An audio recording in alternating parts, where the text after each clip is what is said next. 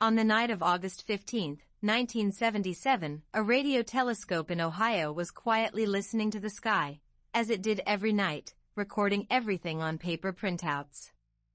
Days later, an astronomer named Jerry Emmons sat flipping through the pages of numbers, and froze. There, in a column of low background noise, was a burst so strong, so sudden, so exactly like what everyone had been hoping to find, that he grabbed a red pen, circled it, and wrote one word in the margin: wow. 47 years later, we still don't know what it was. This is the Mystery Archive, the WOW signal, the single most tantalizing candidate for a message from another civilization ever recorded, and one that has never, in almost half a century, been explained or repeated. Today I tell you exactly what was detected, why it drove astronomers wild, and where the search stands right now. Open the file with me. First, the machine. The signal was caught by a radio telescope called Big Ear, at Ohio State University, a giant, flat, football field-sized instrument built to scan the heavens as part of one of the first serious searches for extraterrestrial intelligence. Big Ear didn't move much. It let the rotation of the Earth sweep the sky past it, listening patiently to one narrow band of radio frequencies, night after night, for years. Mostly it heard nothing but the faint hiss of the cosmos. Now, why that particular frequency matters, because this is the part that gives everyone chills. Big Ear was listening near 1420 MHz, the natural frequency of hydrogen, the most common element in the universe.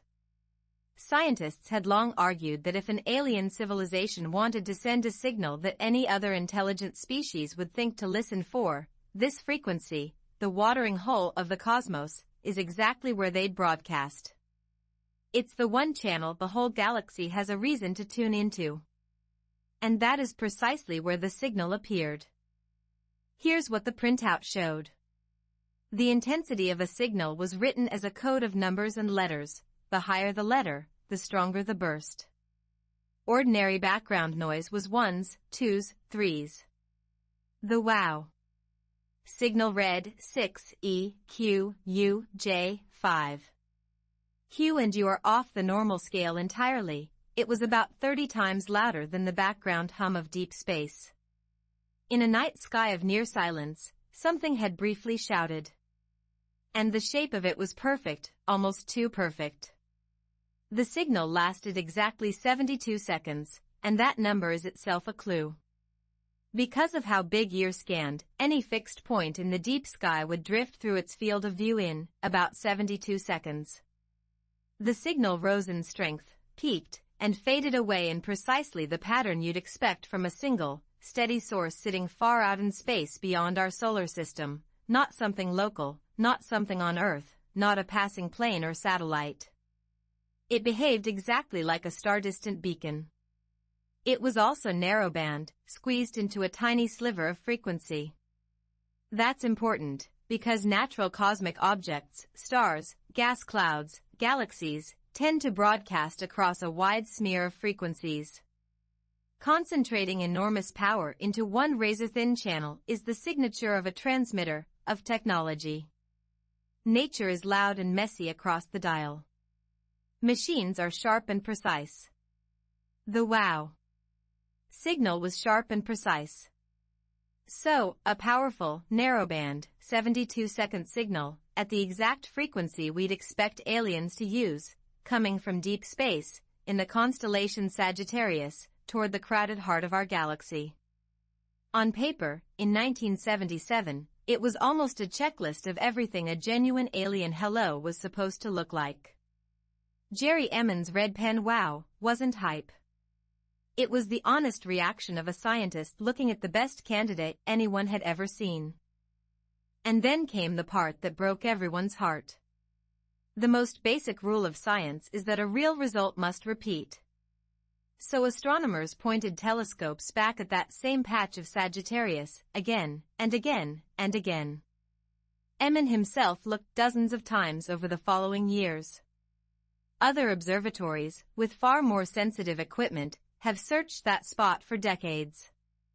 And the signal has never come back. Not once.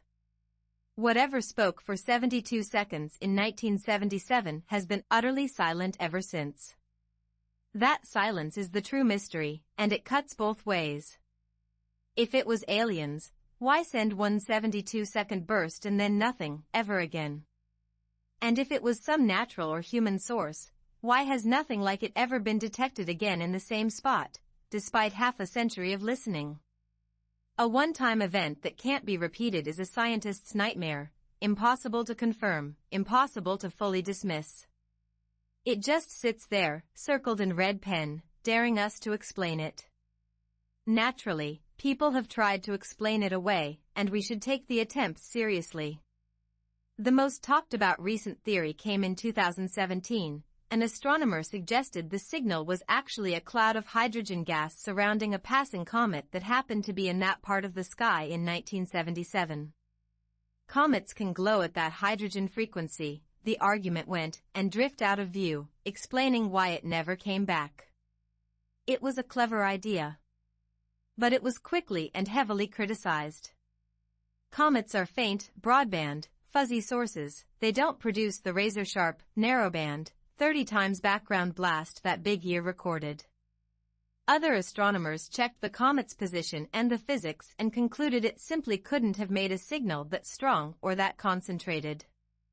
Today, most experts consider the comet explanation effectively dead.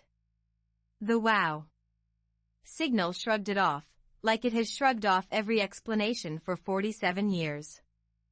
So what's left? Honestly, a short list, and none of it is comfortable. It could have been a rare, unknown natural phenomenon we've never seen before or since. It could have been a freak reflection of a human transmission, a satellite, a secret military signal, bouncing off something in just the wrong way, though searches have never matched it to any known source. Or it could have been exactly what it looked like, a genuine transmission from something, or someone, out there, heard once, by chance, and never again. The scoreboard of facts. Confirmed, on August 15, 1977, Big Ear recorded a 72-second, narrowband, extremely strong signal near the hydrogen frequency, from the direction of Sagittarius. It matched the expected profile of a distant, fixed source in deep space, and despite decades of dedicated searching by multiple observatories, it has never repeated.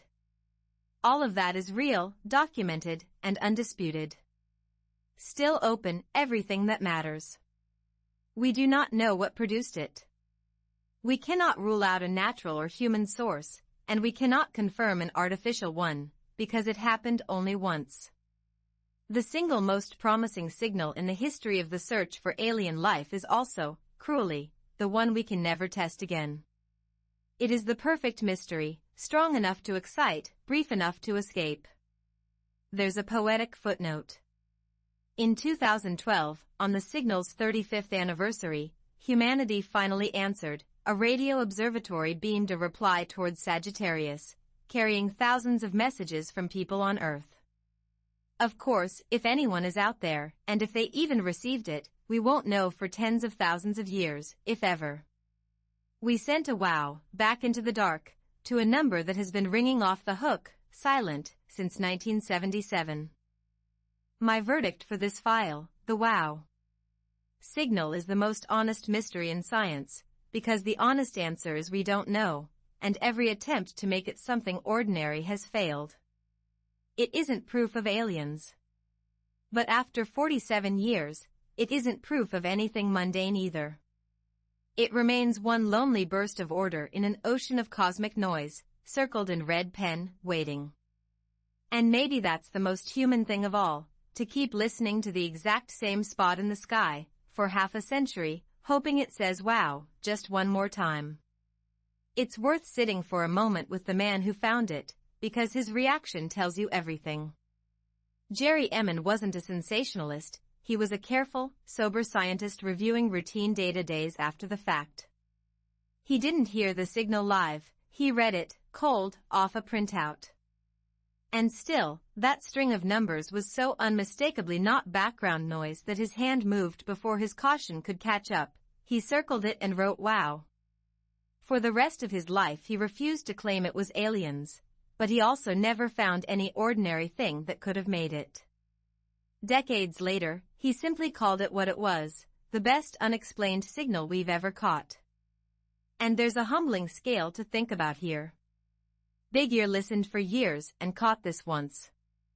Since then we've built vastly more powerful searches, scanning millions of stars across billions of channels, and in almost half a century, nothing has ever again looked quite like those 72 seconds. Either we got extraordinarily lucky for 72 seconds in 1977 and have been unlucky ever since, or we heard something that only speaks once. Both possibilities are staggering. And both mean the sky is still holding its secret, right now, in the direction of Sagittarius, waiting for us to keep listening. And you?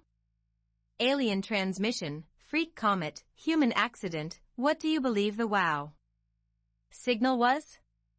Leave your verdict in the comments. Subscribe and hit the bell, a new mystery every day, and a full file every week. The archive never really closes.